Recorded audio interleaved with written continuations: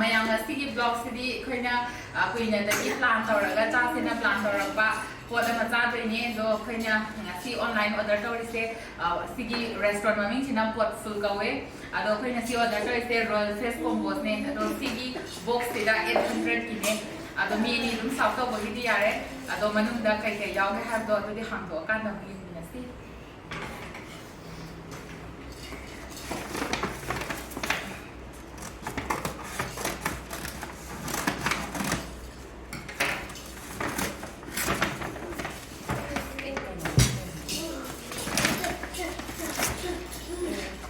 Sina gulab jamun package sampai sini. Sisna kayak authentic clay pot biryani.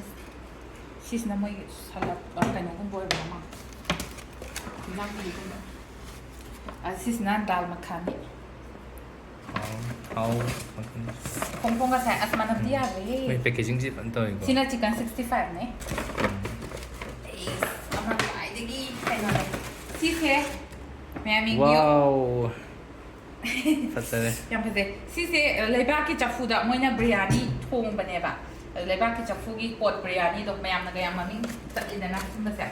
Pot thongba sah. May sisi tan tau raga sil tau ini may sisi mana dah. Kaya nak tahu tak? Sisi nak kaya. Sisi tu may raita aku mama. Yang jauh ni sisi nak kaya. Oh sisi nak lemon kumba kaya kumba. Oh salad kumba mana. Sisi nak perthaw ada mah. Sigi pura box sudah yang orang sigi pot biryani sih macam orang ni apa yang ni lihat tu mana sih yang lume. Isang pina tu je. Dal makhani yang orang chicken 65 sih. Ini tu di hang tu kan dah mungkin sih kemain tahu gitu. Tu macam sih hang tu yang sih makan betul mana kayak nak tahu. Maidan mana mian betul. Tu kayak mana. Thai. Sisi tan ni saya ni. Mai dah lah tak lah mai. Sigi buat je lah dia, kau tu thong yang sang. Ya ikut. Kana sih. Nanti mai dah anda tahu lah, tahu Biryani apa ni dah lagi. Kana sih. Itu. Oh ya ya. Fasale. Tang. Wow. Sisi dal makhani tu ni. Juga sina gulab jamun. Ini apa? Raita. Yang mana biar apa tu? Sina kayak macam apa? Lagi biryani ni jam ni. Chicken 65 ฉันจะยิงกันมันอะไรอันนู้นชี้ได้เนี่ยมันทำไร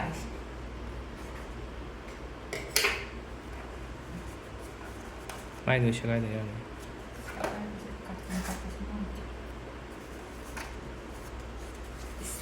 ว้าวไม่เห็นโคตรสบายมันทำนู้นชี้ลาดกันตัวนี้ว่าลาดกันอะไรซีทำนู้นชี้ตราpackaging pun ni mainชี้ได้ต้องทำมากี่ชี้ได้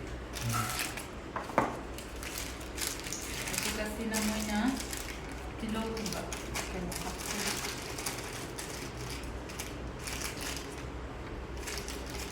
Main telur kai dua berapa mana jadi? Kai mana nanti.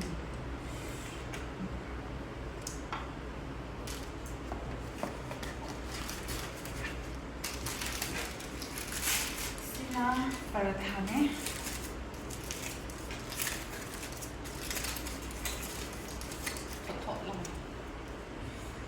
Ani habis. Macam.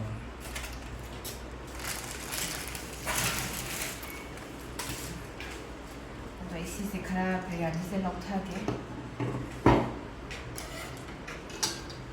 Mi ani gitu am lai sai ah. Sao để sao cho sai như vậy. Hai phép bọc khai được không?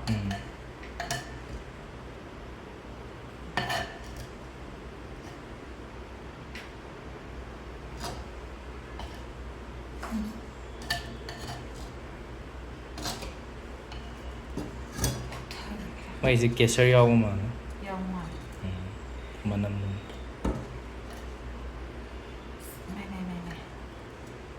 ꯀꯩꯅꯣꯁꯦ ꯃꯅꯨꯡꯗ ꯌꯥꯝ ꯀꯨꯏꯅ ꯑꯣꯝꯃꯒ ꯇꯧ ꯃꯥꯟꯗ꯭ꯔꯣ ꯌꯦꯟꯁꯦ verb ꯇꯥꯏ ꯑꯩꯁꯨ ꯇꯧꯒꯦ ꯃꯥꯏꯁꯤ ꯄꯣꯠꯁꯦ ꯐꯖꯅ ꯐꯦꯡꯗꯣꯛꯑꯒ ꯃꯣꯏ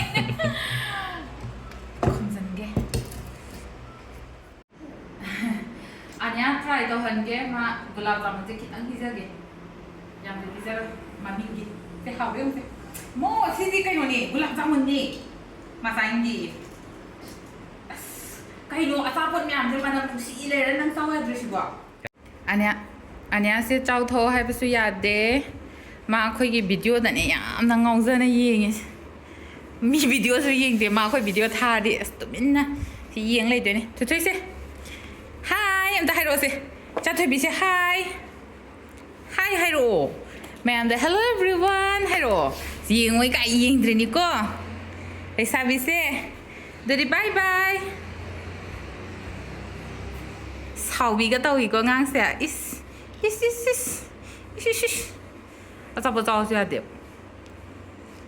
ꯃꯥ ꯀꯟꯅ ꯑꯩꯈꯣꯏꯒꯤ ꯚꯤꯗꯤꯑꯣꯗ ꯉꯥꯎꯖꯔꯤ ꯃꯌꯥꯝ ꯑꯗꯨꯗꯤ ꯑꯩꯁꯨ ꯃꯍꯥꯎ ꯇꯪꯉꯒ ꯍꯥꯏꯐꯦꯠ ꯌꯦꯡꯒꯦ ꯀꯃꯥꯏꯅ ꯇꯧꯒꯦ ꯍꯥꯏꯕꯗꯣ